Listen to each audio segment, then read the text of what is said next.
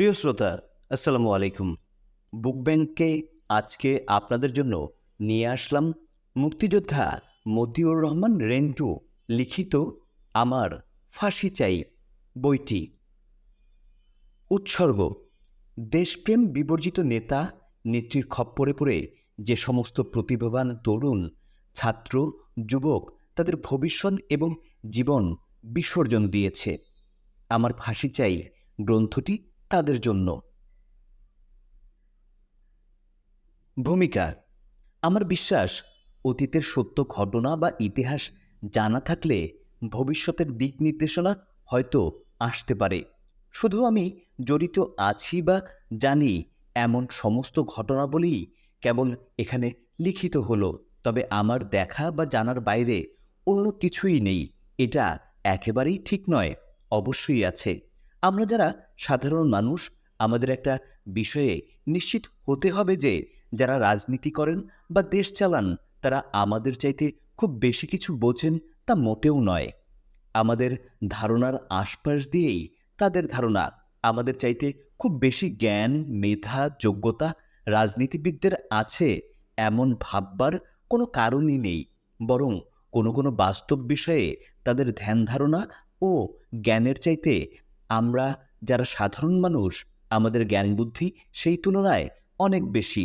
অন্তত বাংলাদেশের রাজনীতিক ও প্রশাসকদের বেলায় এটা ১৬ আনা সত্য। কত নিচু প্রকৃতির এবং কত লোভী ও ক্ষুদ্র মনোবৃত্তির মানুষেরা কত উপরে আসীন সাধারণ জনতার কাছে তা তুলে ধরার জন্যই এই বই লেখার প্রয়াস আমার। বাংলাদেশের নাগরিকদের প্রতি, বিশেষ করে আগামী প্রজন্মের মানুষদের জন্য এই ধরনের বই বা পুস্তক লেখা উচিত কিনা এ নিয়ে বিস্তর চিন্তাভাবনা, আলাপ আলোচনা এবং তর্ক বিতর্কের পর অবশেষে সিদ্ধান্ত নিয়েছি কোনো সত্য বা তথ্যকে বাধাগ্রস্ত না করে যতটুকু জেনেছি তাই জনসমক্ষে তুলে ধরব, এই ভেবে যে তা যদি বর্তমান এবং আগামী দিনের মানুষের কোনো কাজে লাগে।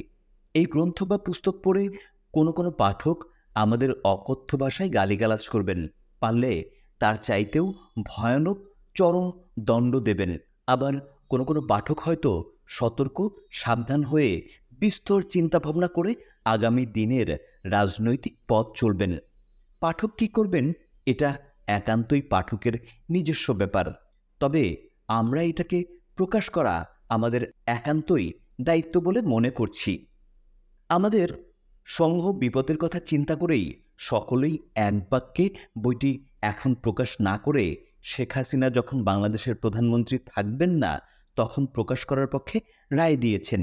কিন্তু আমরা স্বামী স্ত্রী সম্মিলিত সকলের রায়ের সাথে একমত হইনি এই ভেবে যে মানুষের শেখ হাসিনার দুর্বল মুহূর্তে তার পেছনের কথা ফাঁস করে দেয়ার মধ্যে কোনো সৎসাহস বা কৃতিত্ব থাকতে পারে না।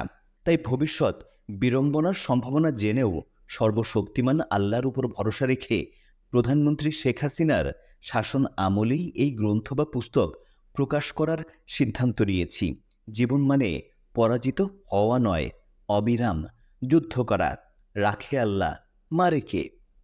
পাঠক মনে করতে পারেন প্রধানমন্ত্রী শেখ হাসিনা সরকারিভাবে আমাদের স্বামী স্ত্রীকে অবাঞ্ছিত ঘোষণা করার জন্যই আমরা এই জাতীয় লেখা তৈরি করেছি। হ্যাঁ, এটা খুবই সত্যি কথা।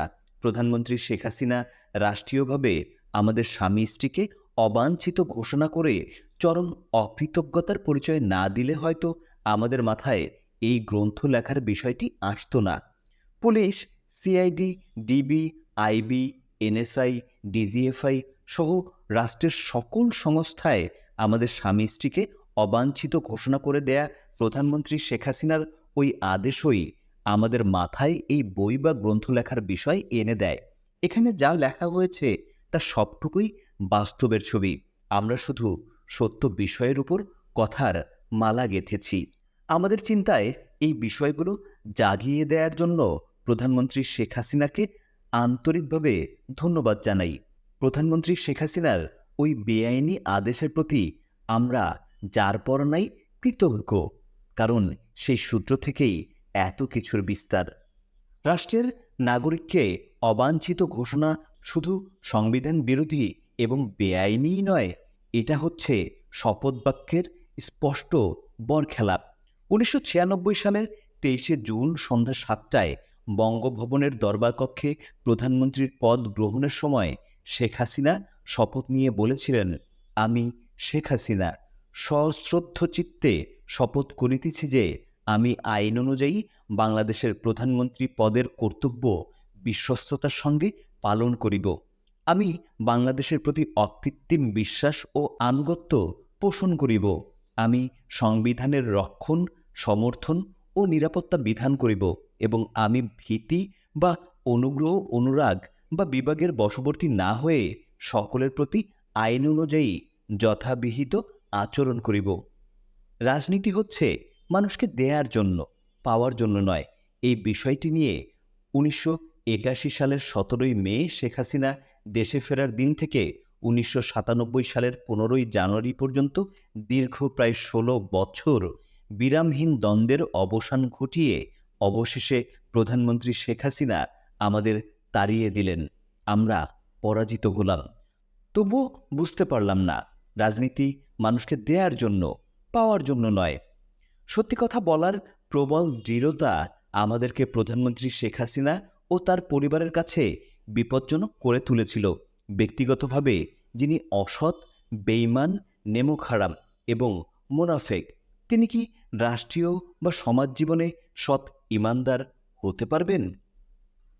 69-এর গণ আন্দোলন, 70-এর নির্বাচন, স্বাধীনতা ঘোষণা, মুক্তিযুদ্ধ, সিরাজ শিকদার হত্যা, একদলীয় শাসন, শেখ মুজিব হত্যা, খন্দকার মোস্তাক রাষ্ট্রপতি, জেল হত্যা, 3রা নভেম্বরের অভ্যুত্থান, 7ই নভেম্বরের সিপাহী বিপ্লব।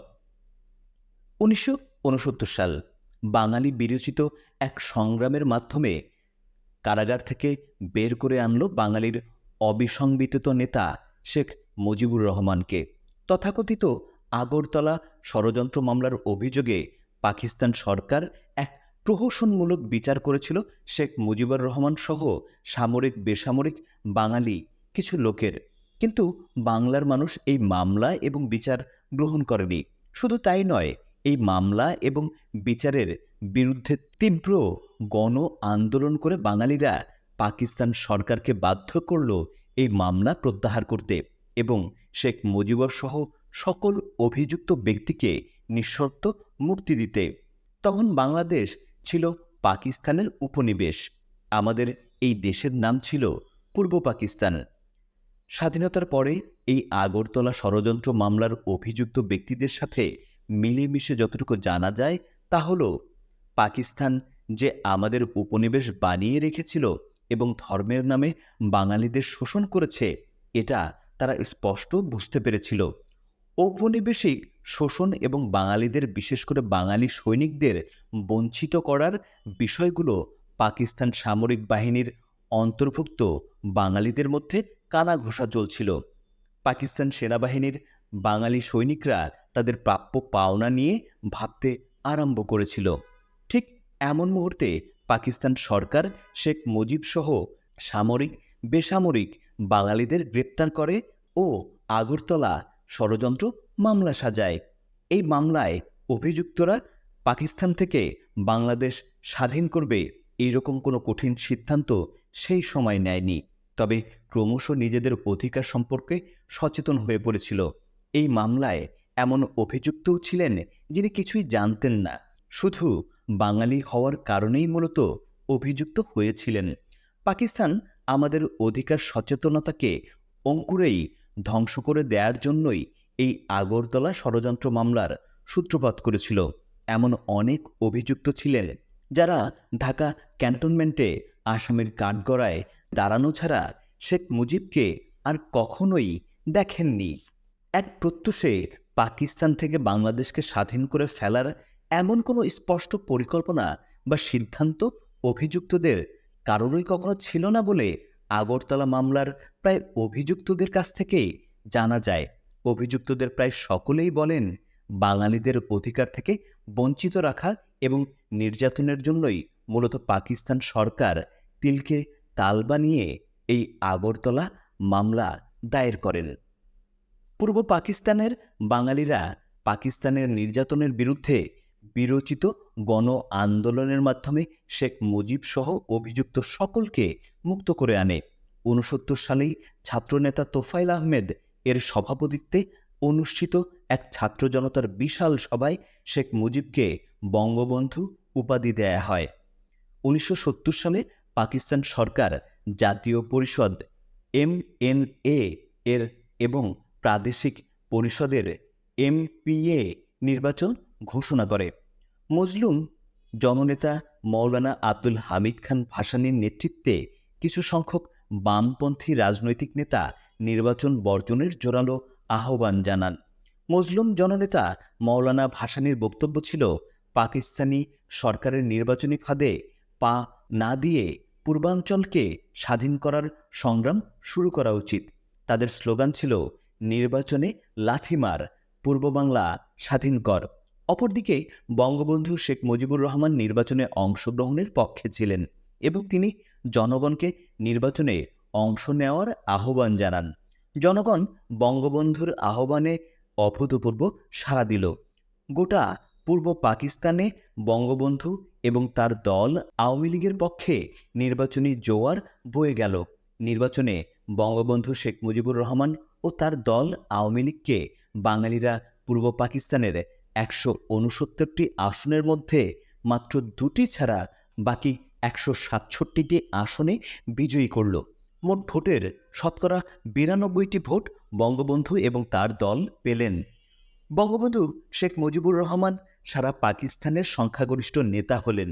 পাকিস্তানের তৎকালীন রাষ্ট্রপতি জেনারেল ইয়াহিয়া খান বঙ্গবন্ধু শেখ মুজিবকে পাকিস্তানের ভাবী প্রধানমন্ত্রী হিসেবে অভিহিত করলেন, কিন্তু পশ্চিম পাকিস্তানের সংখ্যাগরিষ্ঠ নেতা জুলফিকার আলী ভুট্টো এবং পাকিস্তানের প্রেসিডেন্ট জেনারেল ইয়াহিয়া খান বঙ্গবন্ধুকে প্রধানমন্ত্রিত্ব এবং তার দল আওয়ামী লীগকে পাকিস্তানের ক্ষমতা না দেয়ার নানান চক্রান্ত শুরু করলেন। পূর্ব পাকিস্তানের রাজনৈতিক পরিস্থিতি হল আগ্নেয়গিরির মতো। বাঙালিরা চরম উৎকণ্ঠিত এবং উত্তেজিত। রাজপথ, মিছিলে, মিটিংয়ে প্রকম্পিত। ঘরে ঘরে মানুষে মানুষের উৎকণ্ঠা, উদ্বেগ। সমগ্র বাঙালি কেবল তাকিয়ে আছে জাতির অবিসংবাদিত নেতা শেখ মুজিবুর রহমানের দিকে। তিনি যা বলেছেন চোখের পলকে বাঙালি তাই করেছে। ইতিহাসের পাতায় অনেক ইতিহাস দ্রুত পেরিয়ে যাচ্ছে। যে কোনো ধরনের কর্মসূচিতে শুধু শেখ মুজিবের ঘোষণা করতে যতটুকু দেরি, তিনি যে কোনো কর্মসূচি ঘোষণা দেওয়ার সঙ্গে সঙ্গে বিদ্যুৎ গতিতে বাঙালি তা বাস্তবায়িত করছে। উত্তাল জাতির মুখে শুধু একটি স্লোগান গর্জন করে ফিরছে, বাংলাদেশ স্বাধীন কর, বাংলাদেশ স্বাধীন কর। ৭ই মার্চের ভাষণ। এরই মধ্যে বঙ্গবন্ধু শেখ মুজিব ৭ই মার্চ রেসকোর্স ময়দানে জনতার সভা ডাকলেন। ভোর না হতেই লক্ষ লক্ষ বাঙালি রেসকোর্স ময়দানে সমবেত হল স্বাধীনতা প্রশ্নে নেতার রায় শোনার জন্য। লক্ষ লক্ষ জনতার সামনে এসে দাঁড়ালেন জনতার নেতা বঙ্গবন্ধু শেখ মুজিবুর রহমান। কিন্তু বঙ্গবন্ধু মুজিবুর রহমান স্বাধীনতা ঘোষণা করেও স্বাধীনতা ঘোষণা করলেন না। পাকিস্তান সরকারের কাছে বঙ্গবন্ধু শেখ মুজিবুর রহমান মূলত 4টি কন্ডিশন বা দাবি দিয়ে তার ভাষণ শেষ করলেন। বঙ্গবন্ধু বললেন, আমার দাবি মানতে হবে প্রথম, তারপর তিনি বিবেচনা করে দেখবেন অ্যাসেম্বলিতে যাবেন কি যাবেন না। যদিও বঙ্গবন্ধু শেখ মুজিবুর রহমান বললেন, এবারের সংগ্রাম আমাদের মুক্তির সংগ্রাম, এবারের সংগ্রাম আমাদের স্বাধীনতার সংগ্রাম। তারপরও বলা যায় না বঙ্গবন্ধু শেখ মুজিবুর রহমান ৭১-এর ৭ই মার্চ স্বাধীনতার ঘোষণা করেছেন। ৭ই মার্চ ১৯৭১ সালে তিনি স্বাধীনতা ঘোষণা করেও স্বাধীনতা ঘোষণা করেননি।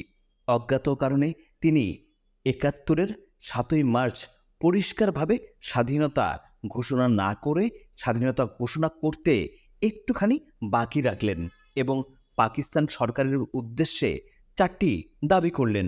আবার তার এই দাবি মেনে নেওয়ার জন্য পাকিস্তান সরকারকে সুনির্দিষ্ট কোনো সময়সীমাও বেঁধে দিলেন না।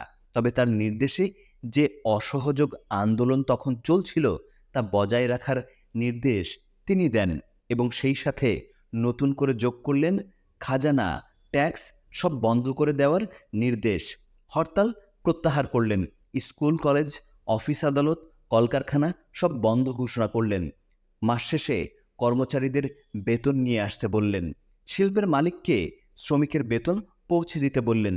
রেডিও, টেলিভিশন তার সংবাদ পরিবেশন না করলে বাঙালিদের রেডিও টেলিভিশনে যেতে নিষেধ করলেন।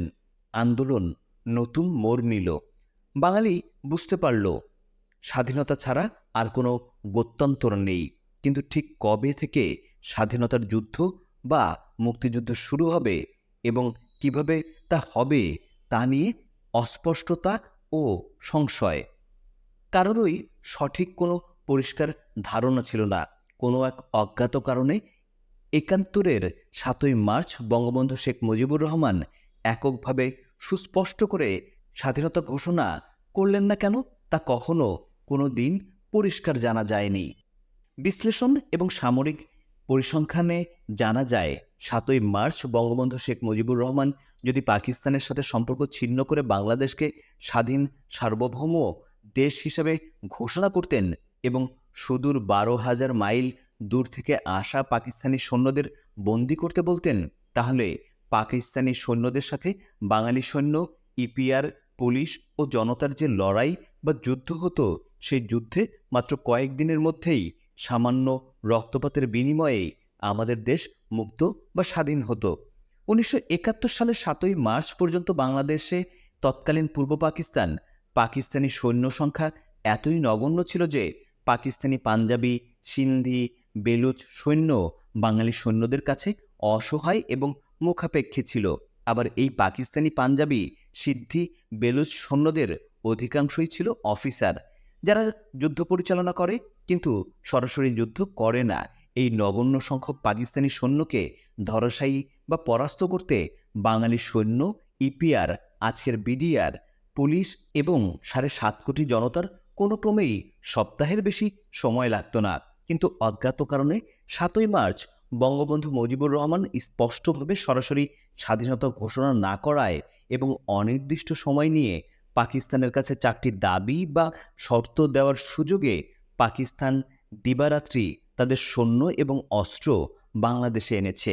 ১৯৭১ সালে ৭ই মার্চ পর্যন্ত বাংলাদেশে পাকিস্তানের যত নন বেঙ্গলি সৈন্য ছিল, ৭ই মার্চ শেখ মুজিবুর রহমানের ভাষণের পর পাকিস্তান বাংলাদেশে তার সৈন্য ও অস্ত্র গোলাবারুদ বহুগুণ বেশি বৃদ্ধি করে এবং পাকিস্তানি নন বেঙ্গলি সৈন্যের সংখ্যা যখন বাঙালিদের সৈন্য সংখ্যার চাইতে বহুগুণ বেশি বৃদ্ধি হয়, কেবল তখনই পাকিস্তানিরা বাঙালিদের আক্রমণ শুরু করে।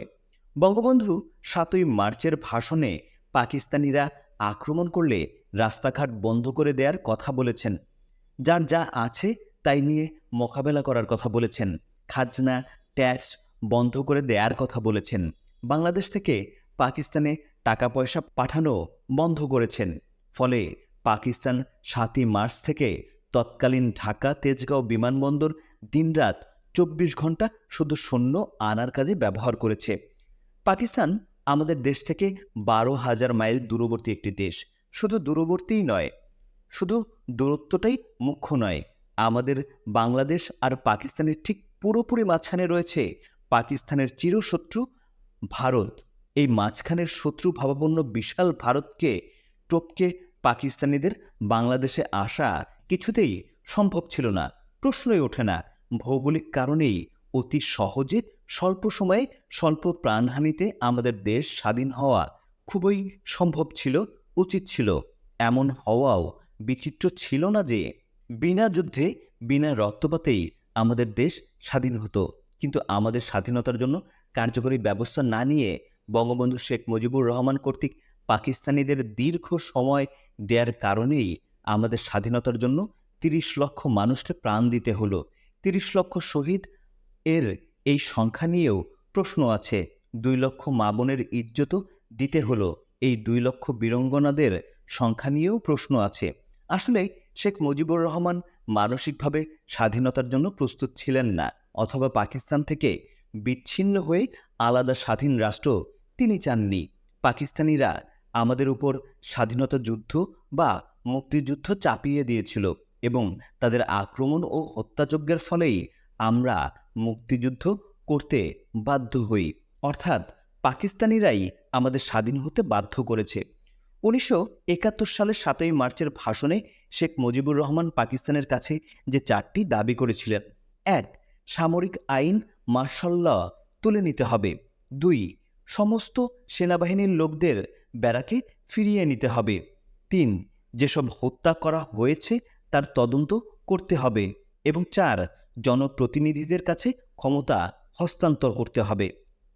অর্থাৎ বঙ্গবন্ধু শেখ মুজিবুর রহমানকে পাকিস্তানের প্রধানমন্ত্রী করতে হবে। এই দাবিগুলো যদি পাকিস্তানিরা মেনে নিত তাহলে কি আমাদের মুক্তিযুদ্ধ করতে হতো? পাকিস্তান থেকে বিচ্ছিন্ন হয়ে আমাদের আলাদা স্বাধীন রাষ্ট্র বাংলাদেশ হতো? কবি নির্মলানন্দ গুণের মতো শেখ মুজিবুর রহমানের 7ই মার্চের দাবি পাকিস্তান যদি মেনে নিত তাহলে আর যাই হোক এই যাত্রায় বাংলাদেশ স্বাধীন হতো না। বঙ্গবন্ধু শেখ মুজিবুর রহমান ছিলেন পাকিস্তানের নির্বাচিত জনপ্রতিনিধিদের নেতা। পাকিস্তানিরা যদি শেখ মুজিবকে নির্বাচিত নেতা হিসেবে ক্ষমতা দিত, যদি বঙ্গবন্ধু শেখ মুজিবুর রহমান পাকিস্তানের প্রধানমন্ত্রী হতেন, তাহলে তো আমরা নিশ্চয়ই পাকিস্তান থেকে বিচ্ছিন্ন হয়ে আলাদা স্বাধীন রাষ্ট্র হতাম না, বা বঙ্গবন্ধু তা চাইতেন না। জনগণ কর্তৃক নির্বাচিত বাঙালি জনপ্রতিনিধিদের কাছে পাকিস্তান সামরিক শাসকরা ক্ষমতা হস্তান্তর করবে এবং বাঙালি জনপ্রতিনিধিরা পাকিস্তান সরকার পরিচালনা করবেন। এই তো ছিল বঙ্গবন্ধু শেখ মুজিবুর রহমানের প্রকৃত কথা। পাকিস্তানের সংখ্যাগরিষ্ঠ ছিল বাঙালি, এই সংখ্যাগরিষ্ঠ বাঙালিরা পাকিস্তান শাসন করবে, এটাই ছিল বঙ্গবন্ধু শেখ মুজিবুর রহমানের মূলমন্ত্র। ঘটনা প্রবাহের ঐতিহাসিক বিশ্লেষণে বঙ্গবন্ধু শেখ মুজিবুর রহমান ছিলেন পাকিস্তানের শেষ ব্যক্তি যিনি পাকিস্তানের অখণ্ডতায় দৃঢ়ভাবে বিশ্বাসী ছিলেন। ঐক্যবদ্ধ পাকিস্তানের প্রতি শেখ মুজিবুর রহমানের ছিল পূর্ণ আনুগত্য। পাকিস্তান বিচ্ছিন্ন হয়ে যাক, পাকিস্তান টুকরো হয়ে যাক, বঙ্গবন্ধু শেখ মুজিবুর রহমান কখনোই তা চাননি। আর চাননি বলেই প্রয়োজনীয় সুযোগ থাকা সত্ত্বেও তিনি পাকিস্তান থেকে বিচ্ছিন্ন হয়ে আলাদা স্বাধীন রাষ্ট্র তৈরির জন্য কোনো বাস্তব কার্যকর ভূমিকা নেননি। শেখ মুজিবুর রহমানের 7ই মার্চের ভাষণ হল ট্রিমেন্ডাস কন্ডিশনাল স্পিচ, যেই ভাষণে পাকিস্তান রক্ষার শেষ চেষ্টা হিসেবে শেখ মুজিবুর রহমানের কাছে ক্ষমতা হস্তান্তরের শর্ত দেয়া হয়েছিল। আবার ক্ষমতা না দেয়া হলে পাকিস্তান বিচ্ছিন্ন হয়ে যাওয়ার সতর্ক হুঁশিয়ারিও দেওয়া হয়েছিল। 7ই মার্চের বঙ্গবন্ধু শেখ মুজিবুর রহমানের ভাষণ ছিল বিশ্ব ইতিহাসে অদ্বিতীয় এক অনন্য ঐতিহাসিক ভাষণ, যে ভাষণে তিনি স্বাধীনতা ঘোষণা করেও স্বাধীনতার ঘোষণা করেননি। সেই কারণেই আমাদের স্বাধীনতার ঘোষণার তারিখ বা দিন এবং স্বাধীনতার ঘোষক নিয়ে চিরবিতর্ক। আমরা 26শে মার্চকে স্বাধীনতা দিবস হিসেবে পালন করি, তার মূল কারণ হল 25শে মার্চ দিবাগত রাত 12টার পর পাকিস্তানি সেনাবাহিনী ঘুমন্ত বাঙালির উপর পৈশাচিক আক্রমণ এবং গণহত্যাযজ্ঞ শুরু করে। 25শে মার্চ দিবাগত গভীর রাত, অর্থাৎ ঘড়ির সময় অনুযায়ী তা 26শে মার্চের প্রথম প্রহর ধরা হয় বলেই 26শে মার্চকে আমরা স্বাধীনতা দিবস হিসেবে পালন করি। প্রকৃতপক্ষে পাকিস্তানি সৈনিকদের আক্রমণ আর ঘড়ির সময় হিসেবে নিয়েই 26শে মার্চকে স্বাধীনতা দিবস ধরা হয়। এই হিসেবে বলি, পাকিস্তানিরা আমাদের 26শে মার্চের আগে অথবা পরে যে কোনো দিন আক্রমণ করত, তাহলে সেই দিনটি আমাদের স্বাধীনতা দিবস হিসেবে চিহ্নিত করা হতো। সত্যি কথা বলতে কি, কেউই সঠিক সময়ে পূর্ণাঙ্গরূপে আমাদের স্বাধীনতার ঘোষণা করেননি। যদিও বলা হয়ে থাকে 25শে মার্চের রাত 12টার পর টেলিগ্রামের মাধ্যমে বঙ্গবন্ধু শেখ মুজিবুর রহমান স্বাধীনতা ঘোষণা করেছিলেন, কিন্তু টেলিগ্রামের ওই ঘোষণার যথার্থতা খুঁজে পাওয়া যায়নি। টেলিগ্রামের মাধ্যমে বঙ্গবন্ধু শেখ মুজিবুর রহমানের স্বাধীনতার ঘোষণাটি তখনকার সময়ে 7.5 কোটি বাঙালির কেউ পেয়েছে বা শুনেছে, আজ পর্যন্ত এমন দাবি কেউ করেননি। 23শে মার্চ হল পাকিস্তান দিবস। এই 23শে মার্চে পাকিস্তান দিবসে তৎকালীন পূর্ব পাকিস্তান, অর্থাৎ বর্তমান বাংলাদেশ সহ সারা পাকিস্তানের সকল সরকারি বেসরকারি পতাকা তোলা হতো। শহরের রাস্তাগুলো পাকিস্তানি পতাকা দিয়ে সাজানো হতো। এবং রাষ্ট্রীয় ও সামাজিক নানা অনুষ্ঠানের মধ্য দিয়ে 23শে মার্চ পাকিস্তান দিবস পালন করা হতো। কিন্তু 1971-এর 23শে মার্চ পাকিস্তান দিবসে পূর্ব পাকিস্তানের অর্থাৎ বর্তমান বাংলাদেশের কোথাও কোনো সরকারি বেসরকারি ভবনে পাকিস্তানি পতাকা তো ওড়ানো হয়নি, বরং জনগণ স্বেচ্ছায় স্বতঃস্ফূর্তভাবে এদেশের তৎকালীন পূর্ব পাকিস্তানের প্রতিটি সরকারি বেসরকারি ভবনে, প্রতিটি বাড়িঘরে, রাস্তাঘাটে, গ্রাম বাংলার গাছে গাছে, এমনকি বঙ্গবন্ধু শেখ মুজিবুর রহমানের বাসভবনে সবুজের মাঝে লাল বৃত্তের উপর হলুদ রঙের মানচিত্রখণ্ডিত স্বাধীন বাংলার পতাকা উড়িয়ে দিয়ে পাকিস্তানের যবনিকাপাত ঘটালো। পাকিস্তান দিবসে পাকিস্তানি পতাকা উড়ল না, পাকিস্তানি সৈন্যরা কুচকাওয়াজ করল না, পাকিস্তানের কোনো অস্তিত্বই খুঁজে পাওয়া গেল না। তারপরও বঙ্গবন্ধু শেখ মুজিবুর রহমান স্বীকৃত পন্থায় সোজাসুজি স্পষ্ট করে বাংলার স্বাধীনতা ঘোষণা করেননি। কি এক অজ্ঞাত কারণে শেখ মুজিবুর রহমান মুখ খোলেননি, নীরব ছিলেন। স্বাধীনতা ঘোষণার বৈধ রাজনৈতিক দায়িত্ব কেবলমাত্র শেখ মুজিবকেই বাঙালি জাতি দিয়েছিলেন। কিন্তু শেখ মুজিবুর রহমান জাতি কর্তৃক প্রদত্ত রাজনৈতিক দায়িত্ব পালন করে স্বাধীনতা ঘোষণা করেননি। ওই পরিস্থিতিতে অন্য কারো পক্ষে স্বাধীনতা ঘোষণা করা সম্ভব ছিল না, কেননা শেখ মুজিব ছিলেন বাঙালির আশা আকাঙ্ক্ষার প্রতীক। তবে পাকিস্তানিরা ভয়, লোভ, কোনো কিছুর বিনিময়েই বঙ্গবন্ধু শেখ মুজিবুর রহমান স্বাধীনতা চান না এইরকম কোনো স্বীকারোক্তি আদায় করতে পারেননি। যদি শেখ মুজিবুর রহমান স্বাধীনতার বিপক্ষে কোনো কথা বলতেন, তাহলে আমাদের স্বাধীনতা পাওয়া ডিফিকাল্ট হয়ে যেত। অপরদিকে 27শে মার্চ প্রত্যুষে চট্টগ্রাম কালুরঘাট বেতার কেন্দ্র থেকে মেজর জিয়াউর রহমান দুই রকম স্বাধীনতার ঘোষণা দেন। মেজর জিয়াউর রহমান প্রথম ঘোষণা দেন, I am Major Zia, President People's Republic of Bangladesh, I declare independent of Bangladesh. Major Ziaur Rahman দ্বিতীয়বার ঘোষণা করলেন, I am Major Zia, I declare independent of Bangladesh on behalf our great leader Sheikh Mujibur Rahman. Major Ziaur Rahman Bengal Regiment, EPR, East Pakistan Rifle, police এবং জনতাকে পাকিস্তান আর্মির বিরুদ্ধে যুদ্ধে ঝাঁপিয়ে পড়ার আহ্বান জানান এবং সারা দুনিয়ার কাছে মুক্তিযুদ্ধের পক্ষে সাহায্যের আবেদন জানান।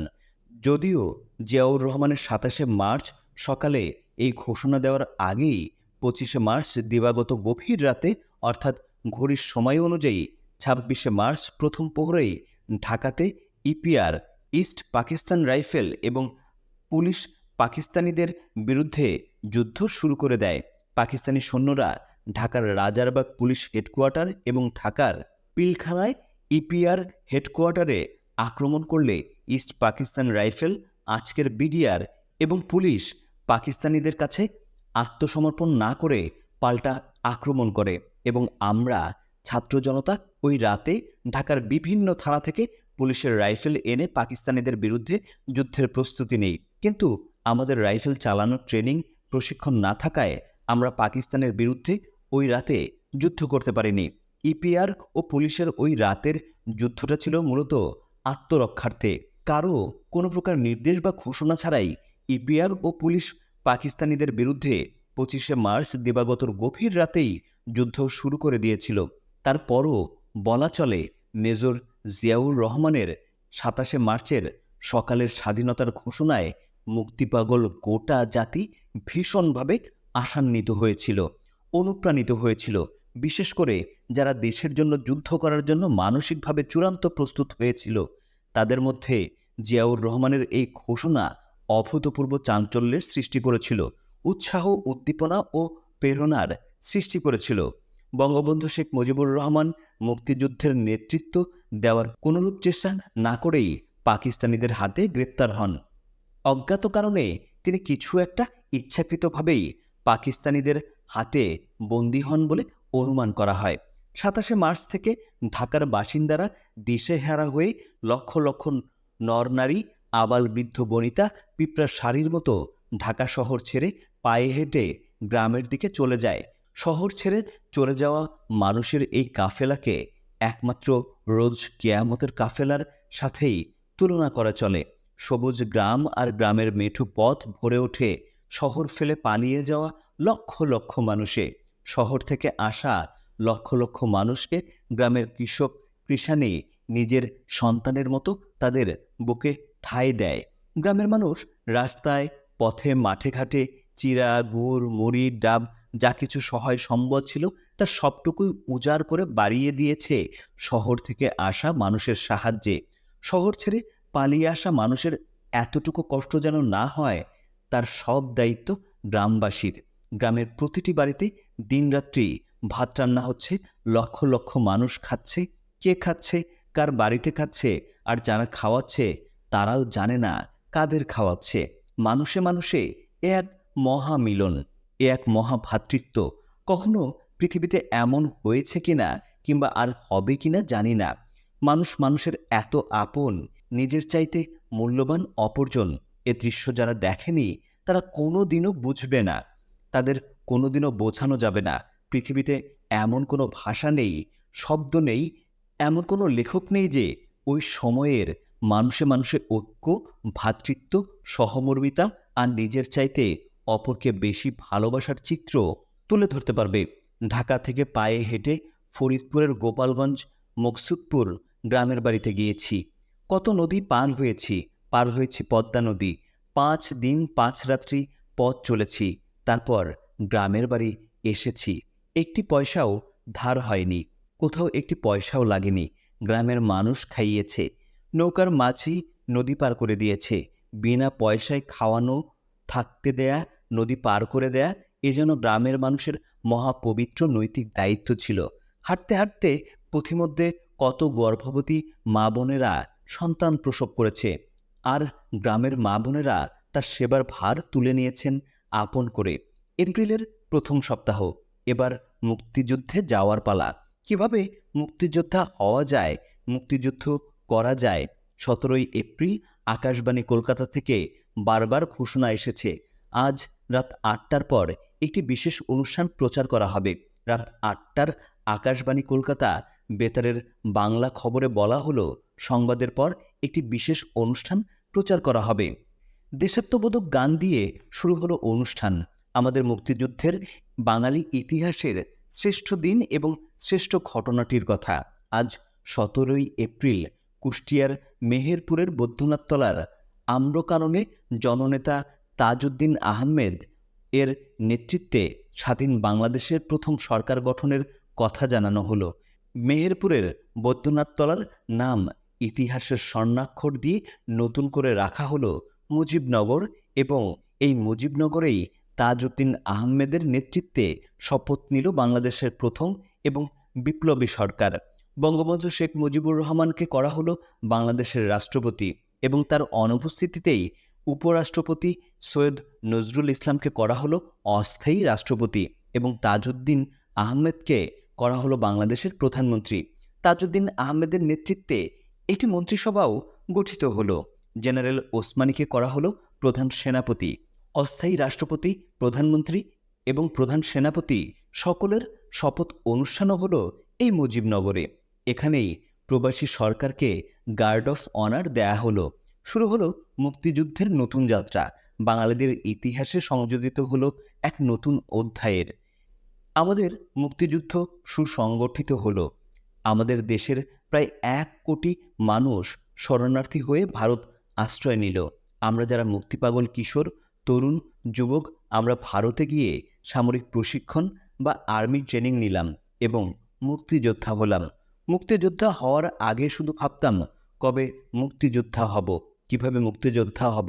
ভাবতে ভাবতে গ্রামের বাড়ি থেকে আবার ঢাকায় এলাম। এই ঢাকায়ই আমি জন্মেছি, শিশু থেকে কিশোর হয়েছি। এখানেই আমার সব বন্ধুবান্ধব। গ্রামের বাড়িতে আমার কোনো বন্ধুবান্ধব নেই। মুক্তিযুদ্ধে যাওয়ার জন্য অন্তত একজন বন্ধু তো খুবই দরকার। কাজেই আবার শত্রুর প্রধান ঘাঁটি ঢাকায় চলে এলাম। প্রতিদিন ভাবি মুক্তিযুদ্ধে যাব, কিন্তু রাতে শুধু মার কথা মনে হয়। আমি যুদ্ধে চলে গেলে মা শুধু কাঁদবেন, আমার জন্য মা অনেক কষ্ট পাবেন, অনেক কাঁদবেন। আমার আর কোনো পিছুটান নেই, শুধু মা। আব্বার কথা আমি মোটেও ভাবি না। মার জন্যই মনটা আমার কেমন হয়ে যায়, কেমন জানি সব কিছু এলোমেলো হয়ে যায়। এভাবে ভাবতে ভাবতে কয়েকদিন চলে যায়। মুক্তিযুদ্ধে যাওয়ার জন্য মনটা আমার অস্থির হয়ে আছে, কিন্তু মাকেও ছাড়তে পারি না। মুক্তিযুদ্ধেও যাওয়া হয় না। একদিন আমার মনে হলো, সব ছেলেরই তো মা আছে, ছেলে যুদ্ধে গেলে মা তো কাঁদবেই। মার কান্নার কথা ভেবে ছেলে যদি মুক্তিযুদ্ধে না যায় তাহলে তো মুক্তিযুদ্ধ হবে না, দেশও স্বাধীন হবে না। না, মা কাঁদে কাঁদুক, আমাকে মুক্তিযুদ্ধে যেতে হবে, দেশ স্বাধীন করতে হবে। পরের দিনই পাশের বাড়ির আমার এক বন্ধু, বয়সে আমার চেয়ে সামান্য বড়, নাম তার বাবুল আজাদ, তাকে মুক্তিযুদ্ধ যাওয়ার কথা বলে ফেললাম। সঙ্গে সঙ্গেই বাবুল আজাদ খুশিতে রাজি হয়ে গেল। বলল, আমি তো এরকমই ভাবছিলাম এবং এই রকম একজন বন্ধুই খুঁজছিলাম। তারপর প্ল্যান প্রোগ্রাম করে একদিন খুব ভোরে দুজনে ভারতের উদ্দেশ্যে রওনা হলাম। আমরা দু বন্ধু গ্রামের পথ দিয়ে হাঁটতে হাঁটতে নদী পাড়ে একটি বাড়িতে এসে পৌঁছালাম। তখন প্রায় সন্ধ্যা। সখানেক পুরুষ, মহিলা, শিশু আগে থেকেই নদী পার হওয়ার জন্য এই বাড়িতে ঘাপটি মেরে অপেক্ষা করছে। বাড়ির নদীঘাটে ছোট একটি ডিঙি নৌকা বাঁধা আছে। এই ছোট নৌকাটিতে ৮-১০ জনের বেশি লোক একসঙ্গে পার হওয়া যাবে না। এই বাড়ির কোনো মানুষ এখানে নেই, শুধু কয়েকটি লাশ পচে গলে পড়ে আছে। আর এই যে শখানেক মানুষ, এরা সবাই শরণার্থী হয়ে ভারতে চলে যাওয়ার জন্য এখানে জড়ো হয়ে আছে। সন্ধ্যার পর নৌকার মাঝি এসে নদী পার করে দেবে সেই অপেক্ষায় আছে। নদীতে পাক সেনারা গানবোট নিয়ে ঘাঁটি করেছে। দিনের বেলায় নদী পার হতে গেলে দেখা যাবে এবং আর্মিরা গুলি করে মেরে ফেলবে, তাই রাতের অপেক্ষায় আছে সবাই। রাতের অন্ধকারে নদী পার হতে হবে। অন্ধকার ঘনিয়ে এলো, বেশ গাঢ় অন্ধকার। হঠাৎ নদীতে পাকিস্তানি আর্মির গানবোটের সার্চ লাইটের আলো দেখা গেল। এই দিকেই আসছে গানবোট। চাপা কান্না শুরু হয়ে গেল।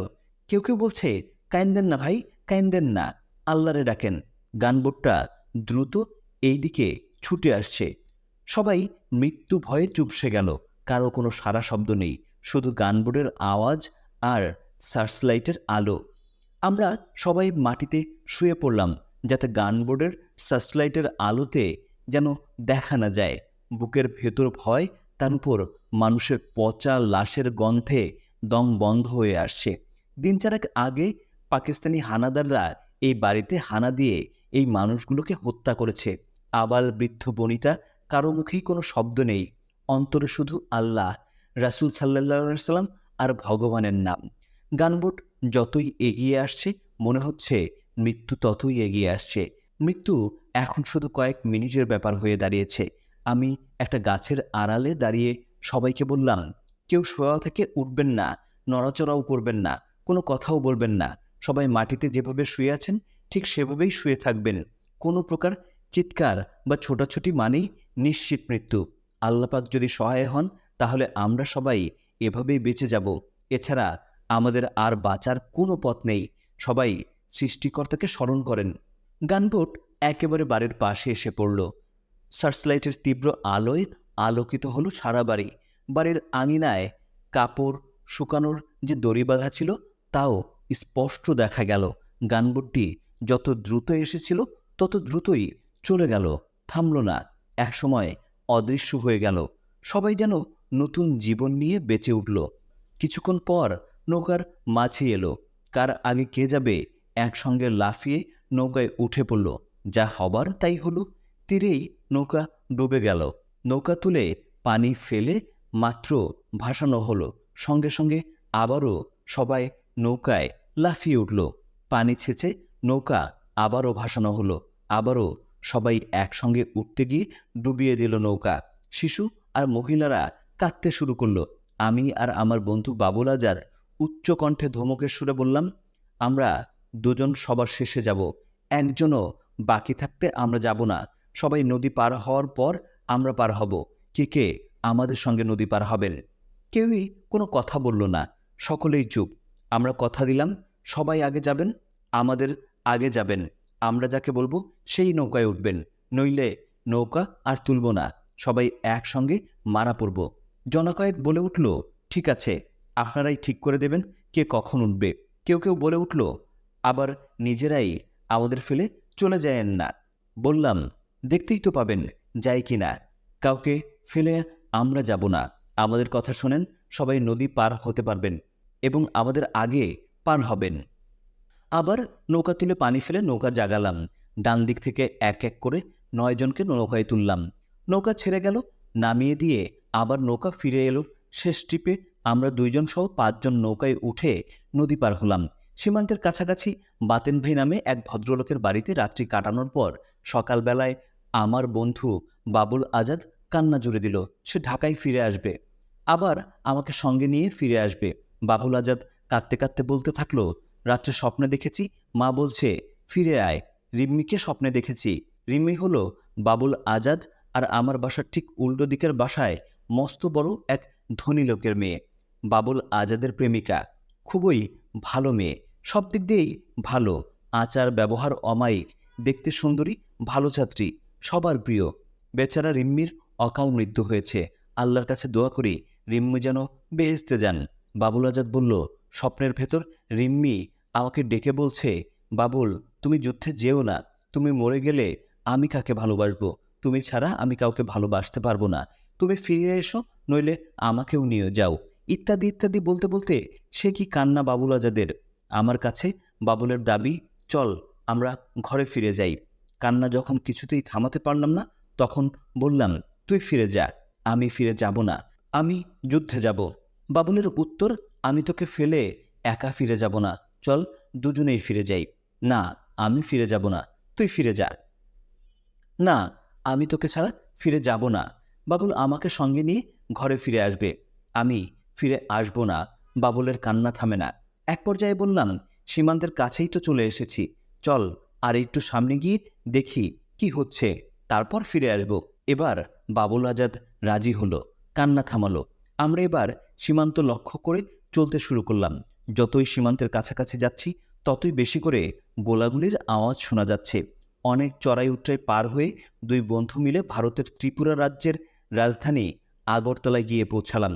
পথের অনেক কাহিনী, সব লিখলে ফুরাবে না। ভারতের যে জায়গায় আমরা গিয়ে উঠলাম সেই জায়গাটা বেশ উঁচু পাহাড়ের মতো, তবে পাহাড় না।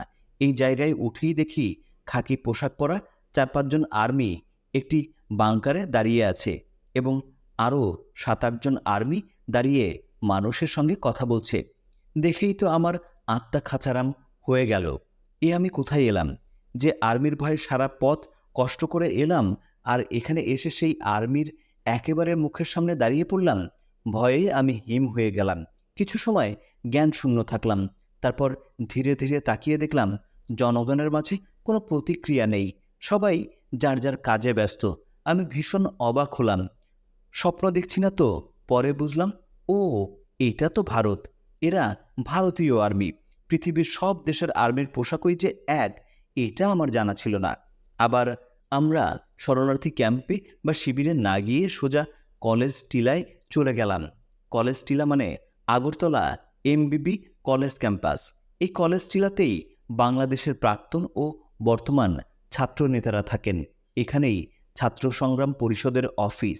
শেখ ফজলুল হক মনির নেতৃত্বে পূর্ব পাকিস্তান ছাত্রলীগের প্রাক্তন সাধারণ সম্পাদক, আওয়ামী যুবলীগের প্রতিষ্ঠাতা চেয়ারম্যান, দৈনিক বাংলার বাণী এবং দৈনিক টাইমস পত্রিকার সম্পাদক বঙ্গবন্ধু শেখ মুজিবুর রহমানের ভাগ্নে।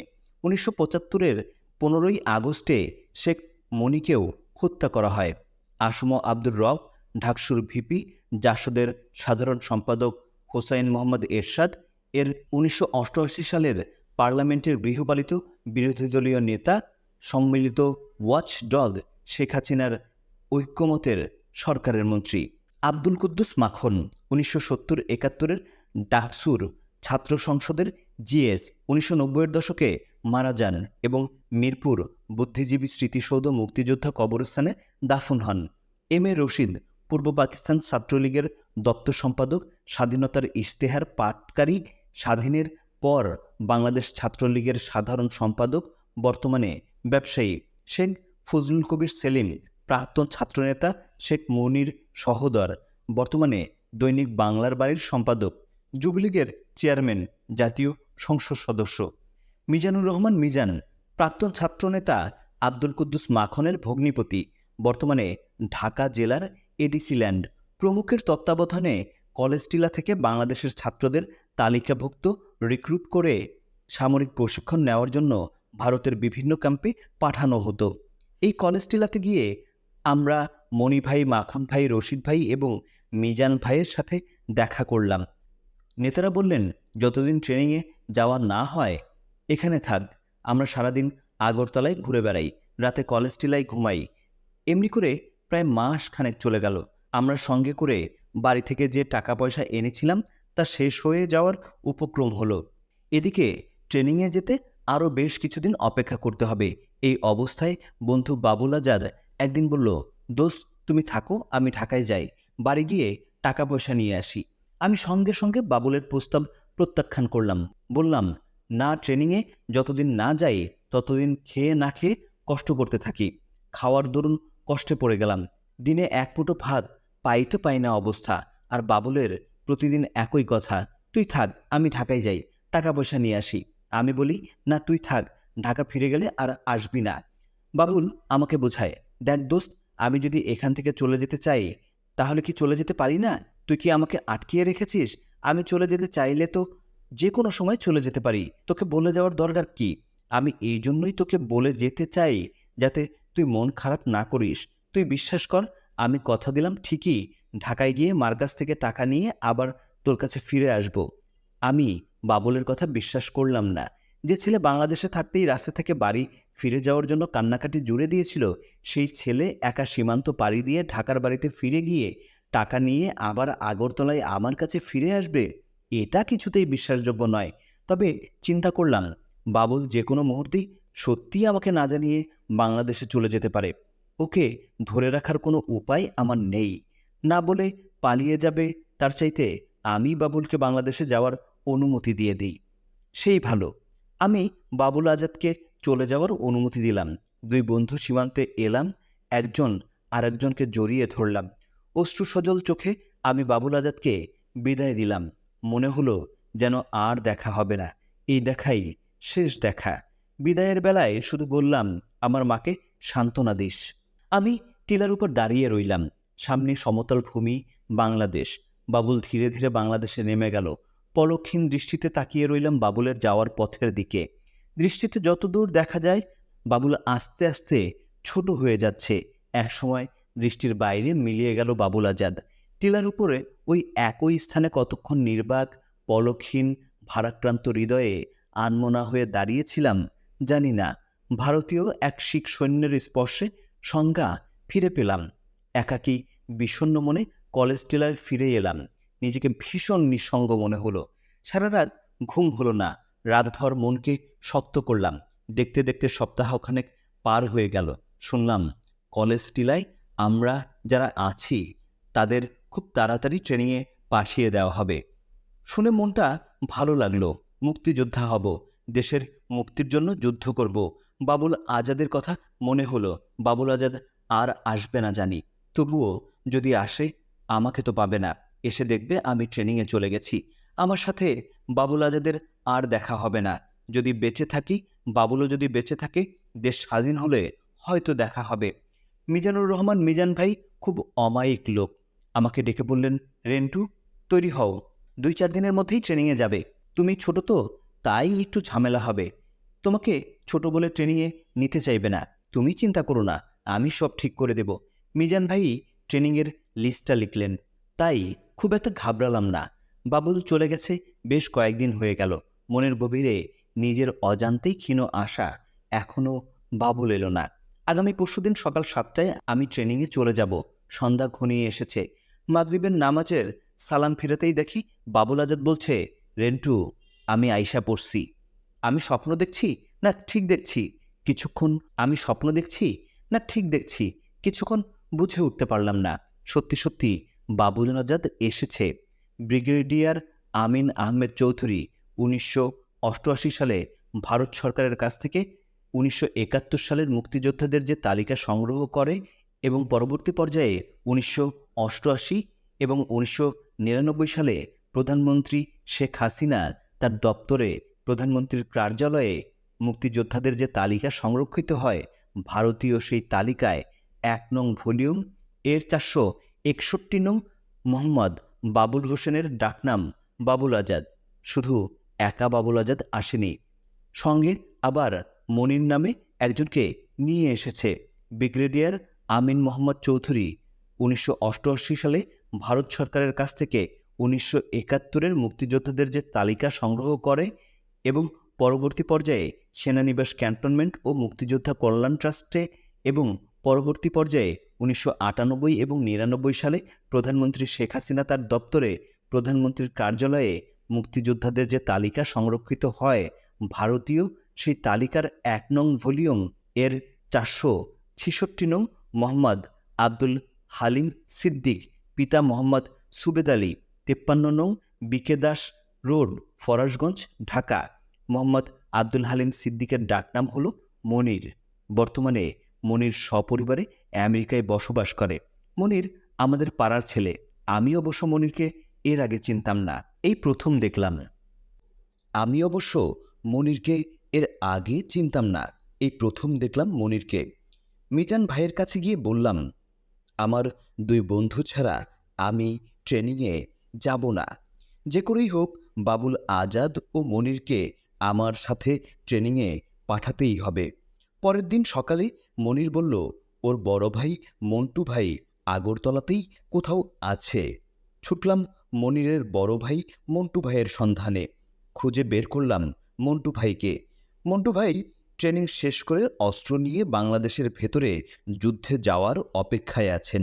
মন্টু ভাইয়ের কাছেই শুনলাম, আমার সেজো ভাই ঢাকার কায়েদে আজম, বর্তমান শহীদ সোহরাওয়ার্দী কলেজ ছাত্র সংসদের জিএস মুজিবুর রহমান মন্টু ট্রেনিং শেষ করে অনেক আগেই ঢাকায় অপারেশনে চলে গেছে। কলেজ টিলায় ফিরে এসে দেখা হলো শহীদ ভাইয়ের সাথে। শহীদ ভাই আমার সেজো ভাই মুজিবুর রহমান মন্টুর বন্ধু এবং কায়েদে আজম কলেজ ছাত্র সংসদের এজিএস। শহীদ ভাই আমাদের পরে যাবে টেন্ডুয়া ট্রেনিং ক্যাম্পে সামরিক প্রশিক্ষণ নেওয়ার জন্য। মিজান ভাইয়ের বদৌলতে পরের দিন সকালে আমরা 3 বন্ধু একটা মিলিটারি লরিতে উঠে বসলাম অন্যান্যদের সাথে। মিলিটারি লরিতে ওঠার আগে 3-4 জায়গায় আমাদের নাম লেখা হলো এবং আমাদের স্বাক্ষর নেওয়া হলো। সামরিক লরি আমাদের নিয়ে চলতে শুরু করলো। সন্ধ্যা নাগাদ লেম্বু চোরা নামক ট্রেনিং ক্যাম্পে পৌঁছে গেলাম। এই লেম্বু চোরা ট্রেনিং ক্যাম্পে ভারতীয় সেনাবাহিনীর মেজর কে.বি. সিং এবং মেজর আর.পি. শর্মার অধীনে 1 মাস সামরিক প্রশিক্ষণ শেষে 2 নং সেক্টরের সদর দপ্তর মেলাঘর থেকে অস্ত্র নিয়ে বাংলাদেশের ভেতরে ঢুকে পড়লাম। 2 নং সেক্টরের প্রথম সেক্টর কমান্ডার ছিলেন মেজর খালেদ মোশাররফ। 2 নং সেক্টর কমান্ডার মেজর খালেদ মোশাররফকে লেফটেন্যান্ট কর্নেল পদে পদোন্নতি দিয়ে তার নামের ইংরেজি প্রথম অক্ষর কে অনুসারে গড়ে তোলা হলো ফোর্স এবং এই কে ফোর্সের অধিনায়ক হন খালেদ মোশাররফ। তখন 2 নং সেক্টরের কমান্ডারের দায়িত্ব নেন ক্যাপ্টেন থেকে সদ্য পদোন্নতি পাওয়া মেজর হায়দার। খুব সম্ভবত খালেদ মোশাররফ যখন 2 নং সেক্টর কমান্ডার, তখন হায়দার 2 নং সেক্টরের 2IC ছিলেন। আমরা যারা ভারতে সামরিক প্রশিক্ষণ নিয়ে মুক্তিযোদ্ধা হয়েছি, আমাদের প্রশিক্ষণকালে অসংখ্যবার বহু জায়গায় আমাদের নাম, পিতার নাম, বর্তমান ঠিকানা ও স্থায়ী ঠিকানা, কতজন ভাই, কতজন বোন, তাদের নাম ইত্যাদি বিশদ লিপিবদ্ধ করা হয় এবং স্বাক্ষর নেওয়া হয়। এই জাতীয় বায়োডাটা দিতে গিয়ে আমরা বিরক্ত হয়ে পড়েছিলাম। ভারত সরকার যদি প্রয়োজন মনে করে ওই তালিকা ধরে এখনও আমাদের খুঁজে বের করে ফেলতে পারবে। একমাত্র কাদের সিদ্দিকী বীর উত্তম এর কাদেরিয়ান বাহিনী ছাড়া আমরা যারা ভারতে গিয়ে ট্রেনিং নিয়ে দেশে এসে ছাত্র যুবকদের ট্রেনিং নিয়ে মুক্তিযোদ্ধা হয়েছি, এই মুক্তিযোদ্ধারাই মূল মুক্তিযোদ্ধা বা প্রথম মুক্তিযোদ্ধা। এই মুক্তিযোদ্ধারাই দেশে এসে ছাত্র যুবকদের ট্রেনিং দিয়ে আরও মুক্তিযোদ্ধা তৈরি করে। অর্থাৎ ভারতীয় প্রশিক্ষণপ্রাপ্ত মুক্তিযোদ্ধাদের থেকেই জন্ম নেয় দেশীয় প্রশিক্ষণপ্রাপ্ত মুক্তিযোদ্ধা। এই হলো ইন্ডিয়ান ট্রেন্ড এবং লোকাল ট্রেন্ড মুক্তিযোদ্ধা। এই মুক্তিযোদ্ধাদের সাথে এদেশের আপামর জনতা যোগ হয়ে হলো মুক্তিবাহিনী। যদি মুক্তিবাহিনী বলা হয় বা ধরা হয়, তাহলে কেবল রাজাকার, আলবদর, আলশামস ব্যতীত সকল 7.5 কোটি বাঙালিই মুক্তিবাহিনী। যেমন সেনাবাহিনীর সকল সদস্যই যুদ্ধ করে না। সেনাবাহিনীর ইঞ্জিনিয়ারিং কোরের লোকেদের দায়িত্ব হচ্ছে ব্রিজ, কালভার্ট, পুল ইত্যাদি তৈরি করা, যুদ্ধ করা নয়। আবার সেনাবাহিনীর মেডিকেল কোর বা সিগন্যাল কোর এর সদস্যরা যুদ্ধ করে না। মেডিকেল কোরের দায়িত্ব হচ্ছে আহত সৈনিকদের চিকিৎসা করা, যুদ্ধ করা নয়। সিগন্যাল কোরের দায়িত্ব হচ্ছে সিগন্যাল দেওয়া, যুদ্ধ করা নয়। সেনাবাহিনীর সাপ্লাই ফ্লোরের লোকেরা যুদ্ধ করে না, কিন্তু যুদ্ধক্ষেত্রে রসদ, গোলাবারুদ, খাবার ইত্যাদি সকল কিছু সাপ্লাই করার বা পৌঁছে দেওয়ার দায়িত্ব হচ্ছে সাপ্লাই কোরের। সেনাবাহিনীর পদাতিক, ইনফেন্ট্রি, গোলন্দাজ, আর্টিলারি ইত্যাদি কোরের কাজ হচ্ছে যুদ্ধ করা। সেনাবাহিনীর পদাতিক, ইনফেন্ট্রি, গোলন্দাজ, আর্টিলারি ইত্যাদি কোরের কাজ হচ্ছে শত্রুকে আক্রমণ করা বা শত্রুর আক্রমণ প্রতিহত করা, অর্থাৎ সাধারণ ভাষায় যুদ্ধ করা। Engineering core, signal core, medical core, supply core ইত্যাদি সকল কোর মিলেই হয় সেনাবাহিনী। এখন যদি ইঞ্জিনিয়ারিং কোরের লোকেরা ব্রিজ বা পোল না বানিয়ে দেয়, তাহলে সৈনিকেরা নদী পার হতে পারবে না। মেডিকেল কোর চিকিৎসা না করলে আহত সৈনিকরা সুস্থ হতে পারবে না। সিগন্যাল কোর সিগন্যাল না দিলে সৈনিকেরা বুঝতে পারবে না। সাপ্লাই কোর সাপ্লাই না দিলে সৈনিকেরা গোলাবারুদ পাবে না, খাবার পাবে না। এখন যদি ইঞ্জিনিয়ারিং কোর ব্রিজ তৈরি না করে, মেডিকেল কোর চিকিৎসা না দেয়, সিগন্যাল কোর সিগন্যাল না দেয়, সাপ্লাই কোর সাপ্লাই না দেয়, তাহলে কি পদাতিক বা গোলন্দাজ কোর যুদ্ধ করতে পারবে? না, পারবে না। যুদ্ধ করতে হলে উল্লেখিত সকল কিছু চাই। এই সকল কিছু মিলেই হয় যুদ্ধ। আমাদের মুক্তিযুদ্ধ সকল কিছু মিলেই হয়েছে। যেমন নৌকার মাঝি মুক্তিযোদ্ধাদের নদী পার করে দিয়ে ইঞ্জিনিয়ারিং কোরের দায়িত্ব পালন করেছে। গ্রাম্য ডাক্তার বা ঔষধের দোকানদার মুক্তিযোদ্ধাকে চিকিৎসা করে মেডিকেল কোরের কাজ করেছেন। গ্রামের কৃষক পাকিস্তানি সেনাবাহিনীর পদাতিক খবর মুক্তিযোদ্ধাকে জানিয়ে সিগন্যাল কোরের ভূমিকা নিয়েছেন। গ্রামের মা ভাত রেঁধে খাইয়েছেন এবং সাধারণ মানুষ অস্ত্র ও গুলির বোঝা মাথায় করে মুক্তিযোদ্ধাদের পৌঁছে দিয়ে সাপ্লাই কোরের কাজ করেছে। তবেই না কেবল আমরা মুক্তিযোদ্ধারা যুদ্ধ করেছি। আমরা মুক্তিযোদ্ধারা পদাতিক বা গোলন্দাজ কোরের কাজ করেছি। গোটা 7.5 কোটি বাঙালি ইঞ্জিনিয়ারিং, মেডিকেল, সিগন্যাল, সাপ্লাই ইত্যাদি কোরের কাজ করেছেন এবং এই সকল কোরের সমন্বয়ে, অর্থাৎ মুক্তিযোদ্ধা জনতার সমন্বয়ে সৃষ্টি হয়েছিল মুক্তিবাহিনী। কেবল রাজাকার, আলবদর ব্যতীত সকল বাঙালি মুক্তিবাহিনী। পাকিস্তানিরা অবশ্য এই সংজ্ঞায় বিশ্বাস করত, আর এজন্যই তারা নির্বিচারে বাঙালি হত্যা করেছে। নির্বিচারী বাঙালি হত্যা করা ছাড়া পাকিস্তানি সৈনিকদের আর যা করার ছিল তা হলো আত্মসমর্পণ। পাকিস্তানি সেনাবাহিনীর অবস্থা ছিল দ্বীপান্তরের বা নির্বাসনে আসা মানুষের মতো। নির্বাসনে বা দ্বীপান্তরে আসা মানুষের সাথে পাক সেনাদের পার্থক্য ছিল শুধু নিরস্ত্র আর সশস্ত্র। নির্বাসনে পাঠানো মানুষ থাকে নিরস্ত্র, কিন্তু পাকিস্তানি সেনাবাহিনীর সৈনিকদের আধুনিক অস্ত্রশস্ত্র দিয়ে নিজ ভূখণ্ড পাকিস্তান থেকে 1200 মাইল দূরে বাংলাদেশে নির্বাসনে পাঠানো হয়েছিল। পাকিস্তানি সমরবিদ ও রাজনীতিবিদরা মনে করেছিল তারা শুধু অস্ত্রের জোরে মানুষ খুন করেই বাংলাদেশ দীর্ঘদিন দখল করতে পারবে। কিন্তু যেইমাত্র নিরস্ত্র বাঙালি সংক্ষিপ্ত সামরিক ট্রেনিং নিয়ে অস্ত্র হাতে তুলে নিল, সঙ্গে সঙ্গে শুধু শহর অঞ্চল ছাড়া গোটা বাংলাদেশের নিয়ন্ত্রণ চলে গেল মুক্তিযোদ্ধা ও মুক্তিবাহিনীর কাছে। বাংলাদেশে আসা পাকিস্তানি সেনাবাহিনীর কাছে যে ধরনের অস্ত্র এবং যে পরিমাণ অস্ত্র ছিল, তা দিয়ে কেবল নিরস্ত্র মানুষকে দীর্ঘদিন দাবিয়ে রাখা যেত ঠিকই, কিন্তু সশস্ত্র মানুষকে বেশি দিন দাবিয়ে রাখা কিছুতেই যেত না। এবং ভারতের মতো একটি রাষ্ট্রের আক্রমণ মোকাবেলা করার ক্ষেত্রে বাংলাদেশে অবস্থানরত পাকিস্তানিদের অস্ত্র ছিল সম্পূর্ণ অকার্যকর।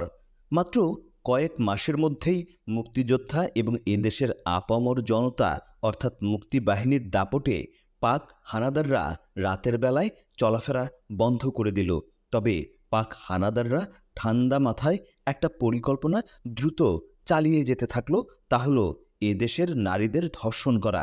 পাকিস্তানিদের নীল নকশাই ছিল এদেশের কিশোরী, যুবতী, রমণী নির্বিচারে ধর্ষণ করে তাদের পেটে পাকিস্তানিদের জারজ সন্তান তৈরি করা, বাঙালি নারীর গর্ভে পাকিস্তানি জারজ বংশধর বৃদ্ধি করা এবং পাকিস্তানি এই জারজদের দিয়ে বাংলাদেশকে চিরকাল দখল করে রাখা।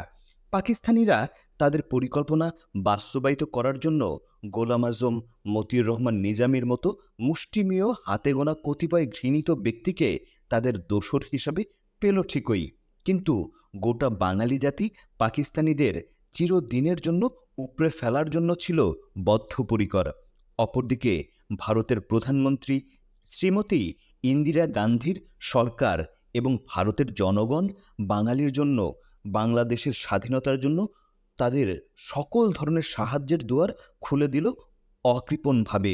মুক্তিযুদ্ধর মাত্র 9 মাসের মাথায় ভারতের সাথে পাকিস্তানের যুদ্ধ বেঁধে গেল। একদিকে মুক্তিযোদ্ধা জনগণ মিলে 7.5 কোটি মুক্তিবাহিনী, তার সাথে যোগ হলো ভারতীয় সেনাবাহিনী। মুক্তিবাহিনী আর ভারতীয় বাহিনী মিলেমিশে হলো মিত্রবাহিনী। 6ই ডিসেম্বর মিত্রবাহিনীর সাঁড়াশি আক্রমণ শুরু করল। নির্বাসনে আসা দিশেহারা পাক হানাদার বাহিনী মাত্র 10 দিনের মাথায় 16ই ডিসেম্বরে অসহায়ের মতো পরাজয় বরণ করল। 96,000 পাকিস্তানি সৈন্য জেনারেল নিয়াজির নেতৃত্বে 16ই ডিসেম্বর 1971 সাল রেসকোর্স ময়দানে আত্মসমর্পণ করল। এই আত্মসমর্পণের ঐতিহাসিক দলিলে আত্মসমর্পণকারীদের পক্ষে পাকিস্তানি জেনারেল নিয়াজি স্বাক্ষর করেন এবং ভারতীয় সেনাবাহিনীর জেনারেল জগজত সিং আরোরা বিজয়ীদের পক্ষে স্বাক্ষর করেন। বিশ্বের দরবারে প্রতিষ্ঠিত হল স্বাধীন সার্বভৌম বাংলাদেশ। মুক্তিপাগল মানুষ, মুক্তিযোদ্ধা এবং ভারতীয় সেনাবাহিনীর প্রত্যক্ষ অংশগ্রহণের মাধ্যমে ছিনিয়ে আনল স্বাধীনতার লাল সূর্য। বাঙালি জাতি সশস্ত্র যুদ্ধের মাধ্যমে দেশ স্বাধীন করে 1992 সালের 10ই জানুয়ারি বঙ্গবন্ধু শেখ মুজিবুর রহমানকে স্বাধীন দেশে ফিরিয়ে আনল। স্বাধীন দেশে ফিরে এসে বঙ্গবন্ধু শেখ মুজিব যা সফল নেতৃত্বে বাংলাদেশ স্বাধীন হয়েছে, বিপ্লবী সরকারের প্রধানমন্ত্রী বা মুজিবনগর সরকারের প্রধানমন্ত্রী তাজউদ্দিন আহমেদকে প্রধানমন্ত্রীর পদ থেকে সরিয়ে নিজে প্রধানমন্ত্রী হলেন। মুক্তিযোদ্ধাদের কাছ থেকে অস্ত্র জমা নিলেন। মুক্তিযুদ্ধের সময় যে বাঙালিরা পাকিস্তানি সেনাবাহিনীর অধীনে চাকরি করেছে ও পরাজিত হয়েছে, মুক্তিযোদ্ধাদের কাছে আত্মসমর্পণ করেছে, সেই পরাজিত প্রশাসনকে পুনর্জীবিত করলেন ও দেশ পরিচালনার কাজে নিয়োজিত করলেন। আর মুক্তিযোদ্ধারা কে কোথায় গেল তার কোনো খবর রাখলেন না। শুধু তাই নয়, ভারত সরকারের কাছে মুক্তিযোদ্ধাদের সম্পূর্ণ সঠিক তালিকা থাকা সত্ত্বেও সেই তালিকা না এনে নানা জনকে দিয়ে নানা রকমের মুক্তিযোদ্ধার সার্টিফিকেট বিতরণ করলেন। আমার জানা মতে ওই মুক্তিযোদ্ধার সার্টিফিকেট কোনো প্রকৃত মুক্তিযোদ্ধা তো নেয়নি, বরং যারা রাজাকার ছিল, চরম সুবিধাবাদী ছিল, যারা মুক্তিযুদ্ধের ধারের কাজ দিয়েও হাঁটেনি, তারাই ওই সকল মুক্তিযোদ্ধা তালিকাভুক্ত হয়েছে এবং সার্টিফিকেট নিয়েছে। একজন মুক্তিযোদ্ধার জাতির কাছ থেকে কেবল সম্মান ব্যতীত আর কিছুই পাওয়ার থাকতে পারে না। মুক্তিযোদ্ধারা জাতির গৌরব। ভারত সরকারের কাছ থেকে মুক্তিযোদ্ধাদের পূর্ণাঙ্গ তালিকা নিয়ে আসার সহজ পন্থা গ্রহণ না করে কেন শেখ মুজিবুর রহমান নানান জনকে দিয়ে নানান রকমের তালিকা আর মুক্তিযোদ্ধা সার্টিফিকেট দিয়ে লেজে গোবরে বেহাল অবস্থা করলেন, তা বোধগম্য নয়। মুক্তিযোদ্ধারা থাকবে না, দেশ থাকবে। মুক্তিযোদ্ধারা থাকবে না, থাকবে দেশ। থাকতে হবে মুক্তিযোদ্ধাদের তালিকা। কিন্তু শেখ মুজিব অতি সামান্য ও অতি সহজ কাজ ভারত থেকে মুক্তিযোদ্ধাদের প্রকৃত তালিকা নিয়ে আসতে কেন ব্যর্থ হলেন? এই ব্যর্থতার জন্য একজন মুক্তিযোদ্ধা হিসাবে বঙ্গবন্ধু শেখ মুজিবকে কখনোই ক্ষমা করব না। বঙ্গবন্ধু শেখ মুজিবুর রহমানের প্রতি জাতির ভালোবাসা, শ্রদ্ধা, সর্বোপরি বিশ্বাস আকাশ ছোঁয়া। তিনি সদ্য স্বাধীন বাংলাদেশের প্রধানমন্ত্রী। জাতির আশা ছিল মুক্তিযুদ্ধে অংশগ্রহণকারী রাজনৈতিক দলগুলো নিয়ে বঙ্গবন্ধু শেখ মুজিব একটি জাতীয় সরকার গঠন করবেন, কিন্তু বঙ্গবন্ধু শেখ মুজিবুর রহমান তা করলেন না। তিনি সরকার গঠন করলেন মুক্তিযুদ্ধের কঠিন ত্যাগের পরীক্ষায় পিছিয়ে পড়া দেশ ও জাতির প্রতি দায়িত্ব পালনে চরম ব্যর্থ সুবিধাভোগী আওয়ামী লীগের সেই সব ব্যক্তিদের নিয়ে। মুক্তিযুদ্ধের সফল নেতা তাজউদ্দিন আহমেদ সহ সকল মুক্তিযোদ্ধাদের দূরে ঠেলে বঙ্গবন্ধু শেখ মুজিবুর রহমান পরাজিত প্রশাসন ও লোকদের দিয়ে সশস্ত্র যুদ্ধের মাধ্যমে বিজয়ী একটি জাতি ও একটি দেশকে পরিচালনা করতে যেয়ে আসলে বিজয়ী জাতিকে পরাজয়ের গহ্বরে ঠেলে দিলেন। একজন জাতীয় নেতার জ্ঞান গরিমা আর অভিজ্ঞতায় পূর্ণাঙ্গ সফল হতে যদি 100 মার্কের দরকার হয়, তবে বঙ্গবন্ধু শেখ মুজিবুর রহমান পেয়েছিলেন 50 মার্ক। পাকিস্তানের 23-24 বছরের আন্দোলন আর সংগ্রামের মধ্য দিয়ে শেখ মুজিবুর রহমান 50 মার্ক অর্জন করেছিলেন, আর বাকি 50 মার্ক অর্জন হতো যদি বঙ্গবন্ধু শেখ মুজিব 71-এর মহান মুক্তিযুদ্ধের সময় পাকিস্তানের কাছে বন্দী না হয়ে মুক্তিযুদ্ধের নেতৃত্ব দিতেন। তাহলে তিনি প্রত্যক্ষভাবে বুঝতেন মুক্তিযুদ্ধের চেতনা কি, মুক্তিযুদ্ধের আদর্শ কি। মুক্তিযোদ্ধা কারা হয় এবং কিভাবে মুক্তিযোদ্ধা হয়? একটা জাতির জীবনে মুক্তিযুদ্ধ বারবার আসে না। জাতির জীবনে মুক্তিযুদ্ধ আসা বিরল ভাগ্যের ব্যাপার। একমাত্র মুক্তিযুদ্ধের মাধ্যমেই একটি জাতি দেহ মনে মাথা তুলে দাঁড়ায় এবং পুরনো ধ্যান ধারণা, পুরনো সকল ব্যবস্থা, সংকীর্ণ সকল চিন্তা ঝেড়ে ফেলে জাতি নতুন করে জন্ম নেয়। একমাত্র মুক্তিযুদ্ধের জীবনপণ কঠিন পরীক্ষার মাধ্যমেই দেশ ও জাতির সেবায় এগিয়ে আসে জাতির বীর সন্তানেরা, আর পিছনে পড়ে যায়, পালিয়ে যায় সুবিধাবাদী ভীরু কাপুরুষের দল। কেবল মুক্তিযুদ্ধের সময়ই পরিষ্কার চেনা যায় কারা সুবিধাভোগী ভীরু কাপুরুষ আর কারা ত্যাগী সাহসী মানুষ। কিন্তু জাতির দুর্ভাগ্য বঙ্গবন্ধু শেখ মুজিবের। বঙ্গবন্ধু শেখ মুজিবুর রহমান চিনলেন না, জানলেন না জাতির সাহসী ত্যাগী পুরুষদের। এখানেই বঙ্গবন্ধু শেখ মুজিবের 50 মার্কের ঘাটতি থেকে গেল। শুধু 50 মার্ক নিয়ে তিনি দেশ চালাতে গেলেন। পাকিস্তানিরা যুদ্ধে পরাজিত হলো, বন্দী হলো, কিন্তু তাদের পরাজিত তাবেদারি বাঙালি প্রশাসনটা রয়ে গেল। বঙ্গবন্ধু শেখ মুজিবুর রহমান এই পরাজিত পাকিস্তানি প্রশাসনটা শুধু অক্ষতই রাখলেন না, বরং বিজয়ী বাঙালি জাতির মাথার উপর পুনরায় চাপিয়ে দিলেন। তিনি দল ও প্রশাসনে মুক্তিযোদ্ধাদের তেমন স্থান দিলেন না। এক সময়ে যারা বঙ্গবন্ধু শেখ মুজিবুরের দল ছিল, সমর্থক ছিল, তারা বিভক্ত হলো, জাতি বিভক্ত হলো। বাড়তে থাকলো নিরাশার সংখ্যা। হতাশা আর নিরাশার ভেতর দিয়ে সময় বয়ে যেতে থাকলো। এদেশের কৃষক, শ্রমিক, ছাত্র, জনতা এবং সাধারণ মানুষ জীবনপণ করে যুদ্ধ করেছে। জীবনপণ করা সকল যোদ্ধাদের তথা গোটা জাতির শুধু একটি স্বপ্ন ছিল, একটি আশাই ছিল, আর সে স্বপ্ন ও আশা হলো সুখে থাকার স্বপ্ন, সুখে থাকার আশা। সুখ বলতে যা বোঝায় তা হলো থাকার জন্য ঘর, ক্ষুধার জন্য অন্ন, রোগশোকের জন্য চিকিৎসা ও শিক্ষার নিশ্চয়তাই হলো সুখে থাকা। আর এই সুখে থাকার জন্যই এ দেশের মানুষ লড়াই করেছে, যুদ্ধ করেছে। অস্পষ্ট হলেও জনগণের আকাঙ্ক্ষা ছিল সমাজ বিপ্লবের। আমাদের স্বাধীনতা সংগ্রামে সমাজতান্ত্রিক উপাদান ছিল। মুক্তিযুদ্ধে সমাজতন্ত্রীরাও ছিল, কিন্তু সমাজতন্ত্রীরা নেতৃত্ব দিয়ে জাতীয়তাবাদীদের উপরে ওঠার আগেই আমাদের দেশ স্বাধীন হয়ে যায়। মুক্তিযুদ্ধ বিকাশ লাভ না করে অসমাপ্ত থেকে যায়, ফলে সামাজিক বিপ্লবও অসমাপ্ত থেকে যায়। স্বাধীনতার অর্থ হচ্ছে জনগণের মুক্তি। দেশ স্বাধীন হলো, কিন্তু জনগণ মুক্তি পেল না, জনগণের অর্থনৈতিক মুক্তি হলো না। স্বাধীনতা উত্তর বাংলাদেশের পুরাতন সমাজ কাঠামো ভেঙে নতুন সমাজ গড়ার মধ্য দিয়ে সকল মানুষের জন্য অধিকার ও সুযোগের সাম্য প্রতিষ্ঠা না করে বরং প্রতিহত করেছে সামাজিক বিপ্লবকে, অক্ষুণ্ণ রেখেছে অসম বিকাশের পুরাতন ধারাকে। তারা লুণ্ঠন করেছে দু হাতে। আমলা, কালো ব্যবসায়ী, অসৎ রাজনীতিক এরাই ক্রমাগত ধনী হয়েছে স্বাধীনভাবে। জনগণের অগ্রগতি হবে কি? তারা আরও নিঃস্ব, আরও দরিদ্র হতে থাকল। নেতৃত্ব সমগ্র জনগণের স্বার্থ না দেখে শ্রেণী স্বার্থ দেখেছে। তাৎপর্যের বিষয়ে নেতৃত্ব যে কেবল শ্রেণীতে সীমাবদ্ধ ছিল তা নয়, আটক ছিল দল এবং সর্বোপরি পরিবারের কাছে। দেশে দুর্ভিক্ষ শুরু হলো, হাজার হাজার মানুষ না খেতে পেয়ে ক্ষুধায় মারা গেল, বৃদ্ধি পেল লুণ্ঠন ও দুর্নীতি। শেখ মুজিবুরের নেতৃত্ব বিশ্বাসযোগ্যতা হারাতে লাগল। অপরদিকে অসমাপ্ত সামাজিক বিপ্লবের বিপ্লবীরা পূর্ব বাংলা সর্বহারা পার্টির মহান নেতা কমরেড সিরাজ শিকদারের নেতৃত্বে তাদের সশস্ত্র বিপ্লবী তৎপরতা তীব্রতর করে তোলে। যুবকরা পূর্ব বাংলা সর্বহারা পার্টি জিন্দাবাদ, কমরেড সিরাজ শিকদার জিন্দাবাদ ধ্বনি দিয়ে দেশে ব্যাপক একটা নতুন সংগ্রাম শুরু করে। এই সংগ্রামের নাম দেওয়া হয় শ্রেণী সংগ্রাম। দলে দলে যুবকরা সিরাজ শিকদারের নেতৃত্বে এই সশস্ত্র সংগ্রামে যোগ দিতে থাকে। আদিকাল থেকে শিক্ষিত ও ধনী পরিবারে সিরাজ শিকদার জন্মগ্রহণ করেন।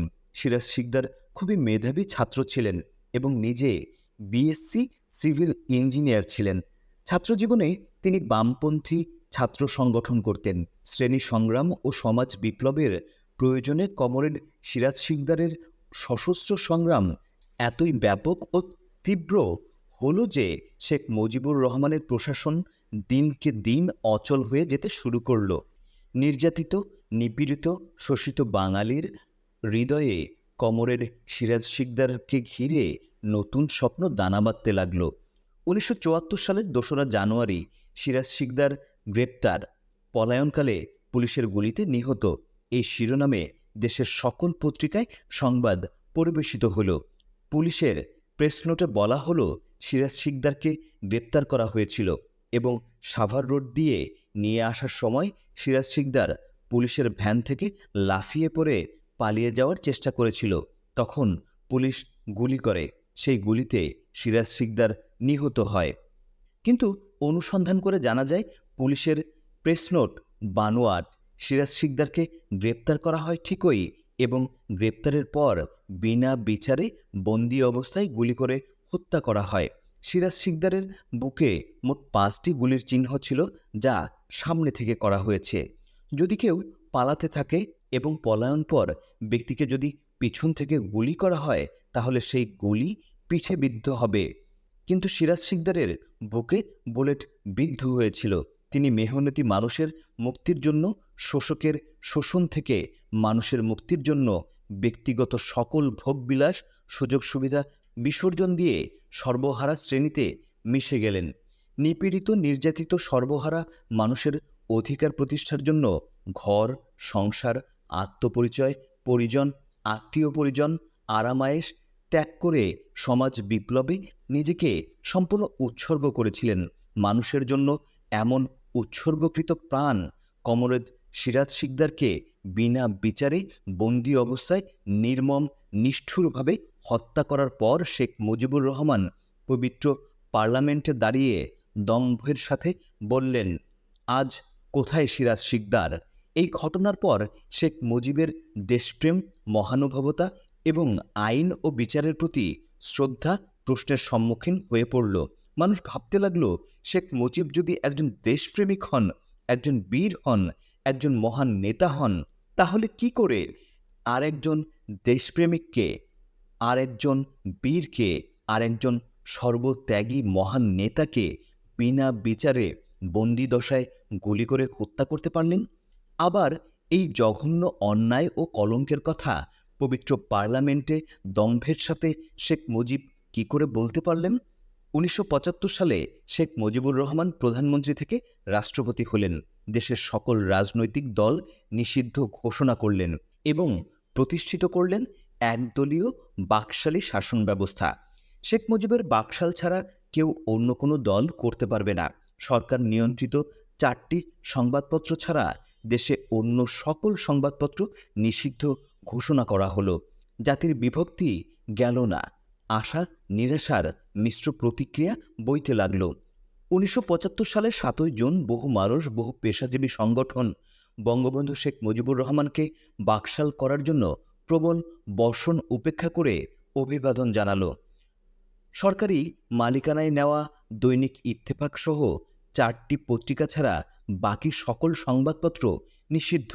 শেখ মুজিবের নেওয়া নতুন একদলীয় রাজনৈতিক, অর্থনৈতিক, প্রশাসনিক ব্যবস্থা সম্পর্কে রাজনীতিবিদ, সাহিত্যিক, সাংবাদিক, সামরিক, বেসামরিক ব্যক্তিসহ দেশের সকল নাগরিকের কিছুই বলার সুযোগ থাকল না। সর্বত্র নিস্তব্ধতা। 15ই আগস্ট 1975 সাল। ফজরের আজানের পর কাকডাকা ভোরে রেডিওতে মেজর ডালিমের কণ্ঠ। আমি মেজর ডালিম বলছি, স্বৈরাচারী শেখ মুজিবকে হত্যা করা হয়েছে। সেনাবাহিনী ক্ষমতা দখল করেছে। অনির্দিষ্টকালের জন্য কারফিউ ঘোষণা করা হয়েছে। এরপর দ্বিতীয়বার ঘোষণা করা হলো শেখ মুজিব ও তার স্বৈরাচারী সরকারকে উৎখাত করে খন্দকার মোস্তাক আহমেদের নেতৃত্বে সামরিক বাহিনী ক্ষমতা দখল করেছে এবং কারফিউ জারি করা হয়েছে। সহকর্মী হিসেবে শেখ মুজিব যাদের দীর্ঘদিন কাছে এবং পাশে রেখেছেন, সেই সকল আওয়ামী লীগের নেতা নীরব এবং নিশ্চুপ থেকেছেন। ছাত্রলীগের সামান্য সংখ্যক তরুণ নেতৃস্থানীয় কর্মীরা আওয়ামী লীগের নেতাদের সাথে যোগাযোগ করলে তারা সবাই চুপচাপ থাকার পরামর্শ দেয়, অপেক্ষা করা এবং দেখার পরামর্শ ও নির্দেশনা দেন। নেতাদের ইংরেজি একটা কমন ডায়লগ ছিল, যা কোনো কোনো ক্ষেত্রে নির্দেশ হিসেবেও মান্য করা হয়েছে। এই ডায়লগ বা নির্দেশটি হলো ওয়েট অ্যান্ড সি। 75-এর 15ই আগস্ট শেখ মুজিব হত্যার পর আওয়ামী লীগ নেতাদের ওয়েট অ্যান্ড সির রাজনীতি শুরু হয়। ছাত্রনেতা কর্মীদের খুবই সামান্য একটা অংশ ওয়েট অ্যান্ড সি রাজনীতি প্রত্যাখ্যান করে অনুল্লেখযোগ্য কর্মতৎপরতা শুরু করে এবং এই তৎপরতা মূলত শুধু ঢাকা বিশ্ববিদ্যালয়ে সীমাবদ্ধ থাকে। এই কর্মতৎপরতায় অংশগ্রহণকারীদের মধ্যে উল্লেখযোগ্য ছিলেন বর্তমান কমিউনিস্ট পার্টির সাধারণ সম্পাদক মুজাহিদুল ইসলাম সেলিম। 15ই আগস্টে শেখ মুজিবুর রহমানকে হত্যার পর হত্যার সমর্থনে আনন্দ উল্লাস করে রাজপথে কোনো মিছিল হয়নি। আবার হত্যার বিপক্ষেও কোনো শোকসভা, শোক মিছিল এবং প্রতিবাদ মিছিলও হয়নি। বলা যায় শেখ মুজিব হত্যাকাণ্ডের পেছনে প্রায় সকল সামরিক এবং বেসামরিক নেতৃত্ব সমর্থন জুগিয়েছিল। অন্তত এ কথা সহজেই বলা যাবে যে সকলেই নীরবে এই হত্যা মেনে নিয়েছিল।